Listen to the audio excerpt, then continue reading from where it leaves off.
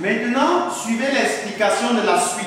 Après avoir représenté ce réseau PERT sur votre feuille de composition proprement, à savoir, il y avait une tâche qu'on avait représentée, il y avait une étape avec une tâche qu'on avait représentée ici, à savoir la tâche D, allait jusqu'à une étape ici et on continuait avec une tâche fictive ici. Je vous ai dit qu'une étape ne continue pas avec la tâche fictive. Donc lorsque vous avez une étape comme ceci, il est mieux d'effacer cette étape et représenter la tâche jusqu'à l'étape où la tâche fictive finissait. Donc voilà l'étape D, la tâche D là. La tâche D là allait comme ça, arrivait à une tâche et on avait une tâche fictive qui partait comme ça. Or, lorsqu'on a une tâche fictive comme ça, l'étape ne continue jamais par la tâche fictive. S'il n'y a pas une autre tâche ici, donc on enlève, on représente la tâche là. Ici, on avait une étape ici où la tâche H finissait là.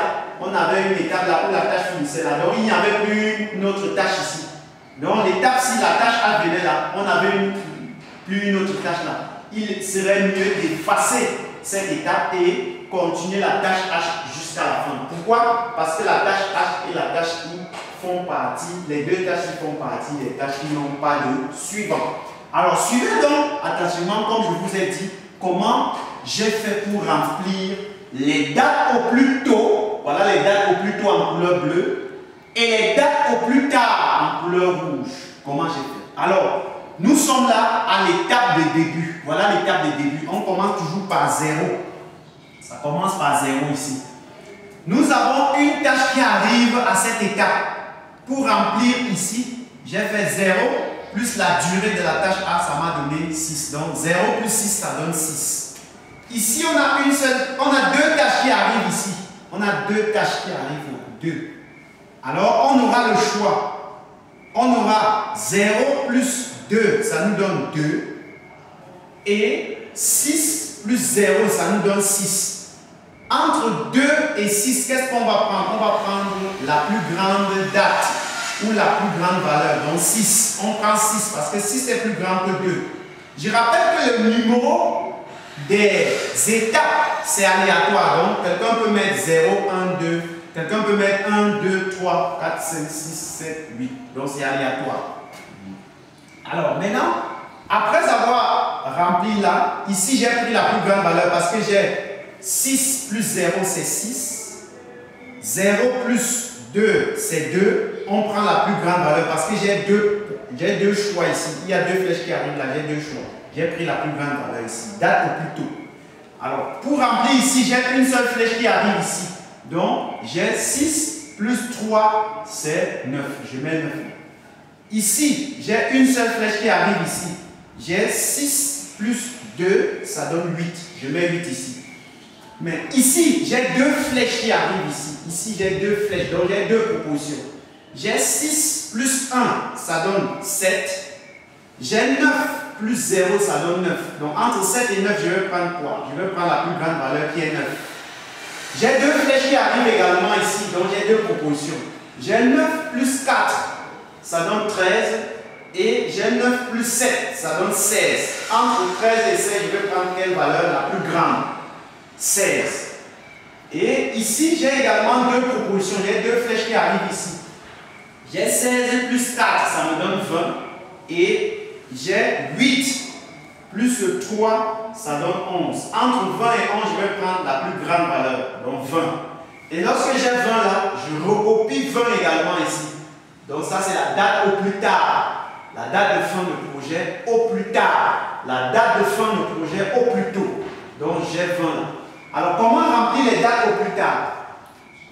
Je prends le 20 ici, je fais moins 4, ça me donne 16. J'écris là parce que j'ai une seule flèche qui sort ici, c'est pourquoi j'aurai juste une seule proposition. Donc 20 moins 4, ça me donne 16. J'ai 16 ici parce qu'il y a une seule flèche ici. Ici également, j'ai une seule flèche qui sort ici. Donc, je fais 20 moins 3. Ça me donne 17. Je mets 17 là. Mais ici, j'ai également une seule flèche qui sort ici. Donc, j'ai une seule proposition. Une seule flèche qui sort ici. Donc, je fais 16 moins 7. Ça me donne 9. Je mets 9 ici. Mais ici, j'ai deux flèches qui sortent. ici, à cette étape-ci, j'ai deux flèches qui sortent. Donc, j'aurai deux propositions. J'ai 16 moins 4, ça me donne 12.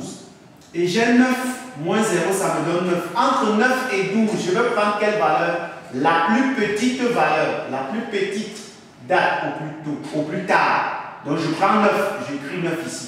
La plus petite valeur, la plus petite date au plus tard. Je mets 9. Ici également, j'ai deux propositions parce que deux flèches sortent ici, deux flèches sortent ici. Comment je vais faire pour remplir ici? J'ai 9 moins 1, ça me donne 8. Et j'ai 9 moins 3, ça me donne 6. Entre 6 et 8, quelle est la plus petite valeur? C'est 6. Donc je mets 6 ici. Je prends la plus petite valeur, je mets ici. Or, ici, j'ai une seule flèche qui sort là. Donc 17 moins 2, ça me donne 15. Je mets 15 là.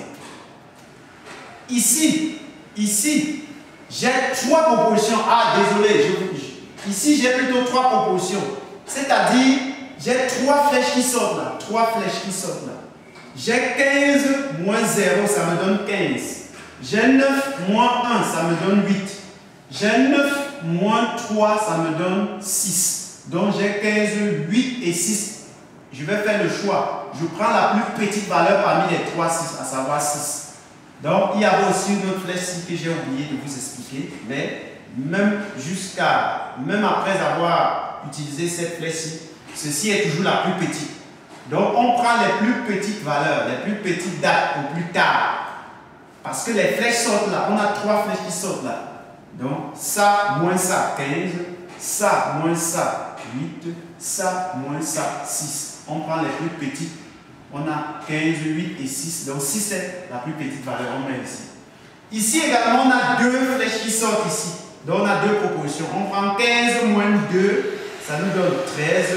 6 moins 6, ça nous donne 0. On prend la plus petite valeur, c'est-à-dire 0. Parce que 0 est plus petit que 13. On met 0.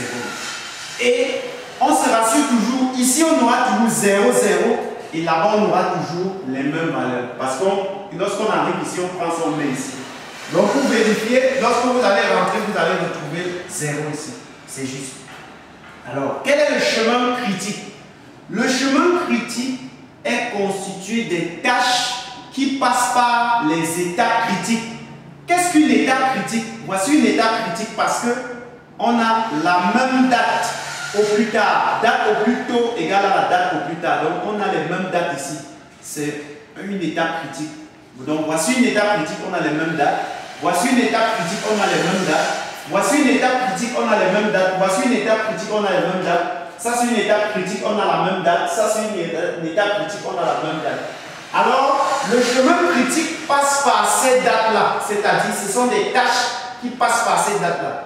Le chemin critique, nous avons ici à la tâche A. La tâche A commence là, à cette date, à cette étape. Ça arrive là, à cette autre étape. Donc, les étapes-ci, on les appelle les étapes critiques.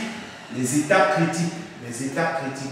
Le chemin critique, c'est la tâche qui va passer donc par ces étapes critiques. J'ai bien dit. Alors, la tâche A, c'est une tâche critique parce que ça quitte à cette étape critique, ça arrive à cette autre étape critique. Après, on ne peut pas passer là. On ne peut pas passer là parce que si on passe là, on va oublier, on ne pourra plus passer là.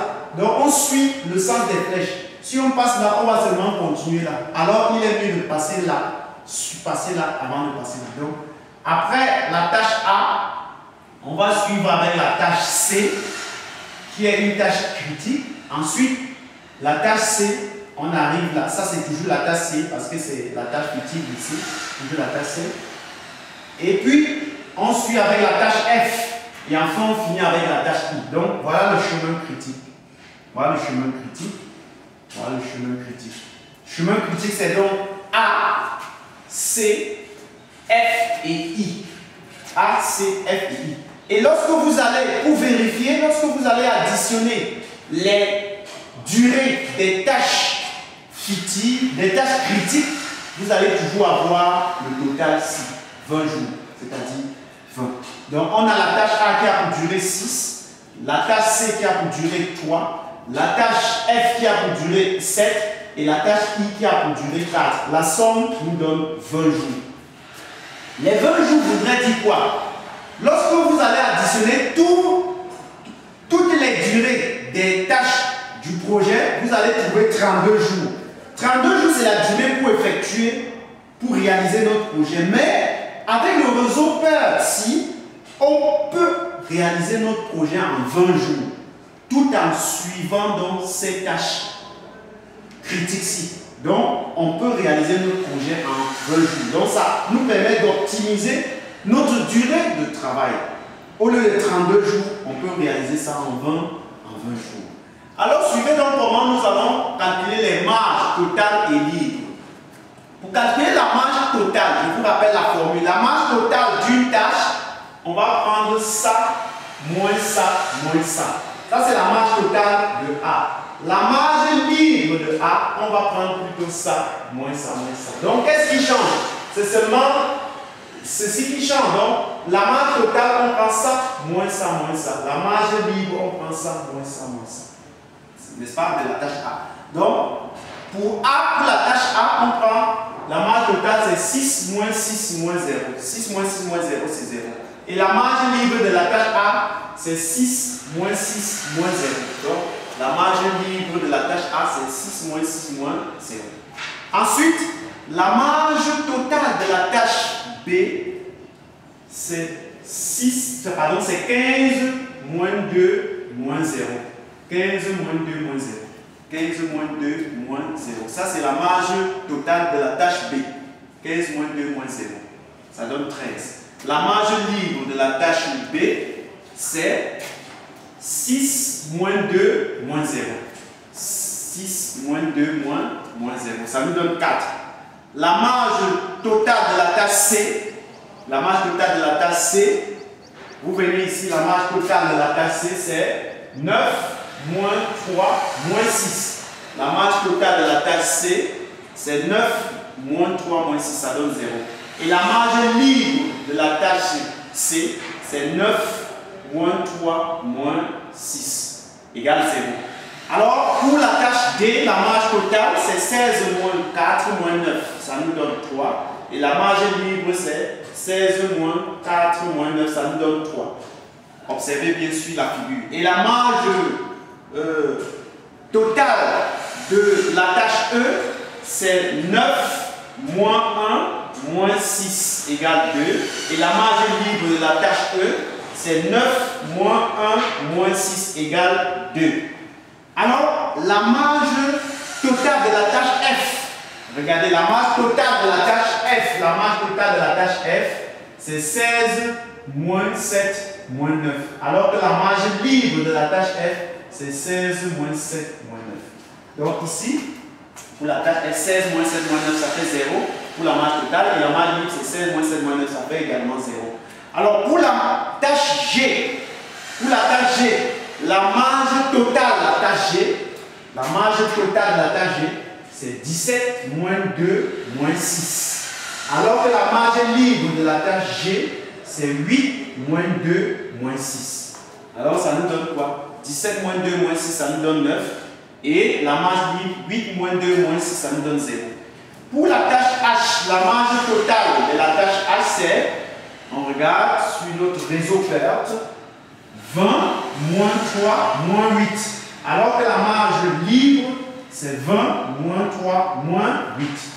Alors, 20 moins 3 moins 8, ça nous donne 9. Et 20 moins 3 moins 8, ça nous donne 9. Et puis, la marge totale de la tâche I, c'est 20 moins 4 moins 16, c'est 0. Et la marge libre de la tâche I, c'est 20 moins 4 moins 16, ça nous donne 0. Donc, je vous invite à vous abonner à cette chaîne pour suivre les autres vidéos.